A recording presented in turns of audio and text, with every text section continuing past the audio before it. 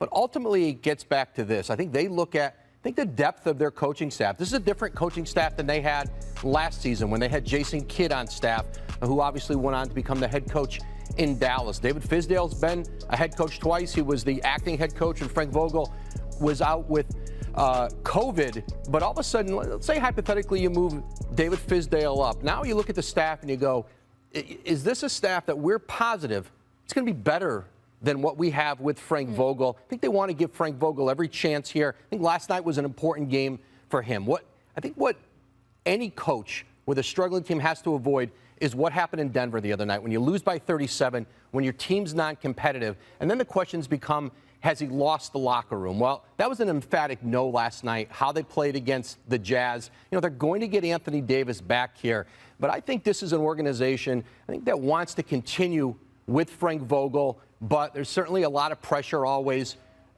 in that seat with the head coach of the Lakers. No one's going to survive losing for very long, but I think right now Frank Vogel, I think he's got the opportunity to certainly hang in there until they get AD back and then really see what this team is. Well, there's two sides to this coin, though, right? Because it's what the staff can do, and then it's the roster. So as you're looking at this roster, Legs, as it's currently constructed, what needs to change for them? Yeah, Matt and I were talking about this earlier. I mean, you're talking about a veteran group that honestly has very little interest in the regular season.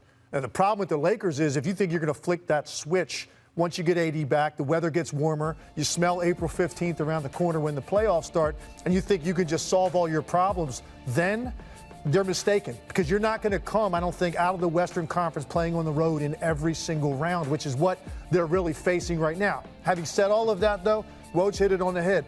Listen, talent makes up for a lot of mistakes. And when you add a guy that's a multidimensional game changer on both ends of the floor like Anthony Davis, and you get a number of games under their belt with LeBron, with Westbrook, right, Carmelo back, when we can finally really see what is the ceiling of this team, we'll have a better idea. Right now, like a lot of teams in this league, they're missing a really key guy, and it's hard to evaluate exactly what they're going to be. Also, the age of their roster, I think the second half of the year is what these guys are built for. So let's get AD back, get some games under the belt, and then we can really judge what the Lakers are, because right now, they're not a contender in the Western Conference. We got to see what it looks like with AD. Well, the trade deadline is looming, and as long as Adrian Wojnarowski is on this panel, I have to ask, is there anything brewing right now for the Lakers? Listen, the Lakers tried. They tried to get involved with Cam Reddish. You know, the Knicks had a better asset for them. I think the Lakers are in a tough spot to do anything other than just kind of move the furniture around. To think that they've got the assets to do something to get dramatically better. Listen, Taylor Horton-Tucker, a good young player. Listen, he's probably better than what they can get for Taylor Horton-Tucker. Kendrick Nunn is yet to play this season. They put him in some trade discussions.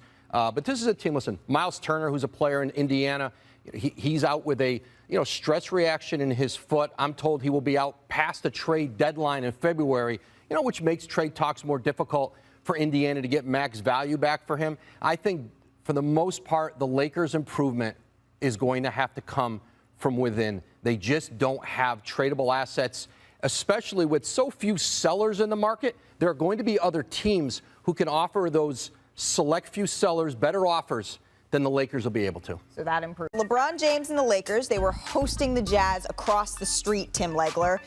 It was an interesting matchup here. I want to pick it up, though. Let's go to the second quarter because the Lakers are up 4 here. LeBron James brings the ball up the floor, stops, pops. You know it's good, Tim Legler. You got to live with that if you're the Jazz. What are you going to do? LeBron would walk up 3. That's the shot you want him to take, but he was feeling it. But are you going to live with this? We need to see that again and again and again because he just took flight there.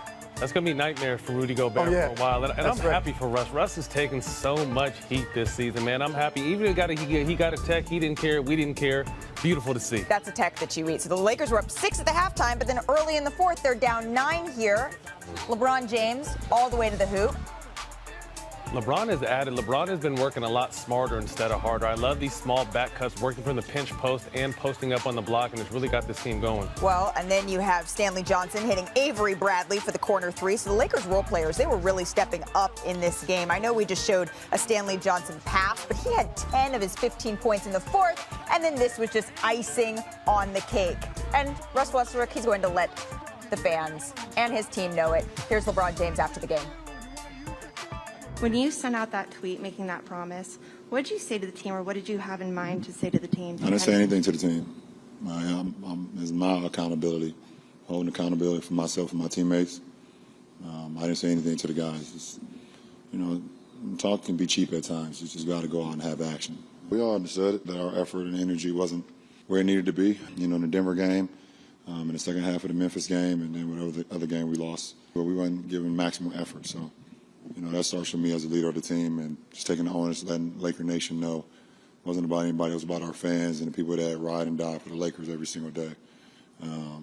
Let them know that I got this and it wouldn't happen again. Lakers had given up over 128 points per game during their 3-game losing streak, which was the worst in the league, but allowed just 95 points to the Jazz last night. That's the fewest points they've allowed in over a month. So the Lakers, they got the win, but Tim, you weren't necessarily convinced that things have turned around here. What did you see from the Lakers? Yeah, listen, much needed win, but let's keep it in perspective. I think that was the worst I saw Utah play all year. I mean, they had 4 threes, they didn't shoot the ball well, and then they had key breakdowns at the wrong time. And look, if you're going to get contributions out of your role players at the right time, Lakers got it last night. Stanley Johnson was huge in the fourth quarter. And I just want to talk about, this is a critical possession. I think the biggest possession of the game, just to give people an idea, an anatomy of a play, and how does it happen that you get this sort of breakdown here at the end by the part of the Utah Jazz. Now, first, take a look right here. Now, this is LeBron James. And you want to know what it's like to be a superstar in the NBA? This is what it looks like in late game possessions, all right? You got 4 guys loaded up on this side of the lane ready to give help. LeBron sort of sees that. It is right now a 1-possession game. It's 92-89, 2.5 minutes to go. So he decides he's just going to take the jump shot. As this ball goes up, here's what happens. Rudy Gobert is taught to just go get it. So he's watching the flight of the basketball. The problem is, so is Royce O'Neal. And when he does that, he does not get what he needs to, which is a chip right here on Stanley Johnson. If he gets a chip, Rudy Gobert gets the ball, the Jazz come down with a chance to potentially tie the game. It doesn't happen. So what happens instead, take a look at the free run that Stanley Johnson gets to this basketball. And now, Matt knows this, offensive rebounds, you've now got chaos on your hands. So when this ball gets kicked out to the corner, Utah, once again, they're looking at LeBron, and take a look at where everybody's eyes are. Rudy Gobert obviously providing help at the edge of the lane, but everybody else on the floor is doing the same thing, and the key is this. Donovan Mitchell is watching the action here. He's keeping his eyes on this part of the lane, and when you get a flash by Stanley Johnson right to the middle, the problem is Donovan Mitchell reacts to that, and now you're going to get Avery Bradley float to the corner. So when that offensive rebound took place, you see Royce O'Neal's in no man's land. No one's really guarding anybody except for on the ball. And as a result, you get this flash. Mitchell reacts to it. You've got 4 guys in the lane, and now you get this simple float to the corner by Avery Bradley. Great job by Stanley Johnson finding him, hits him in rhythm, hits him in the cradle. Huge shot. So now, when you've got Russell Westbrook, you've got LeBron James, how nice it is and a luxury to get role players help determine the game. And Stanley, they don't win the game without what Stanley Johnson did in the fourth quarter of this game. And Avery Bradley obviously stepping up with the 3 gives the Lakers a much-needed win. But let's not think overnight they turned into the bad boys Pistons defensively. But, Matt, you chose them as your team of the night, if you will. So do you agree with that assessment from Legs? Agreed. One game is not going to switch any kind of mentality or anything. It has to be something they consistently build on. First of all, they need to sign Stanley Johnson for the season. He's one of the young, hungry guys that they just don't have it. They have an older team. This team all knows they're built for the playoffs. So obviously, not saying that they're on cruise control, but they kind of are. But not understanding these new guys. LA is a daily conversation for the Lakers. You know what I mean? So if you're at 500 at this point of the season, you're going to be talked about. But I know this team is gearing up and ramping up towards the playoffs. But they have to understand there is some importance during the regular season. We're waiting for AD to get healthy. We're waiting for their chemistry of their big 3 to get on. But again, this team is built for the playoffs. So I think as long as they're healthy, they're going to have a chance still. Well, you mentioned the magic words, healthy, and Anthony Davis, our Dave McMenamin, reported that hopefully on this road trip that they're going on, that's when the Lakers are targeting for him to finally make his return. And the Lakers, they face Indiana tomorrow night, but then they go on their longest road trip of the season. It's 6 games away from home. It takes them through Orlando, Miami, Brooklyn, Philly, Charlotte, Atlanta.